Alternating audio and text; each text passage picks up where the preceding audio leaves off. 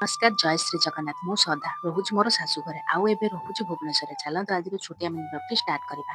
ଆଜି କଥା ହେବା ଆପେଲକୁ ନେଇକି, ଯାହାକୁ ଆମେ ଛୋଟବେଳେ ଆପେଲ ବୋଲି ପଢି ଆସୁଛୁ, ଆଉ ଓଡ଼ିଆରେ ଯାହାକୁ କୁହାଯାଏ ସେଉ। ହେଲେ ମୋ ଝିଅକୁ ଏଇ ସେଉଠୁ ଆଦୌ ପସନ୍ଦ ନୁହେଁ। ତାକୁ ଆପଣଙ୍କୁ ଯେକୌଣସି ଫଳ ଦିଅନ୍ତୁ ସୁସିରେ ଖାଇଦବ, କିନ୍ତୁ ଆପେଲ ଦେଲେ ତା ମୁହଁଟା ଦେଖିବା ଭଳି ହୋଇଯାଏ। କାହିଁକି ଯେ ଛୋଟବେଳୁ ତାକୁ ଆପେଲ ଏତେ ନା ପସନ୍ଦ, ସେ କଥା ମୁଁ ଆଜି ପର୍ଯ୍ୟନ୍ତ ବୁଝିପାରିନି।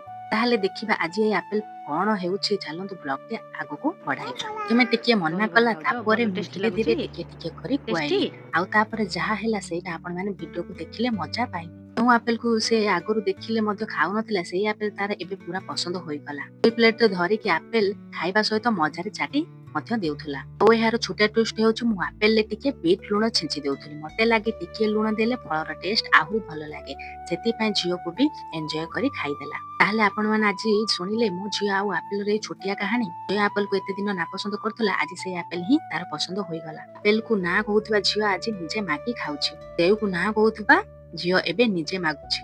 ଘରେ ଜିନିଷ ତ ସବୁ ଅଛି, କିନ୍ତୁ ପ୍ରତିଦିନ ଏଇ ଆଜି ଏକ ରୋଷେଇ କରିବି ପ୍ରଶ୍ନଟା ମତେ ବେଶୀ ଭାବୁଛି ମଧ୍ୟ କରେ।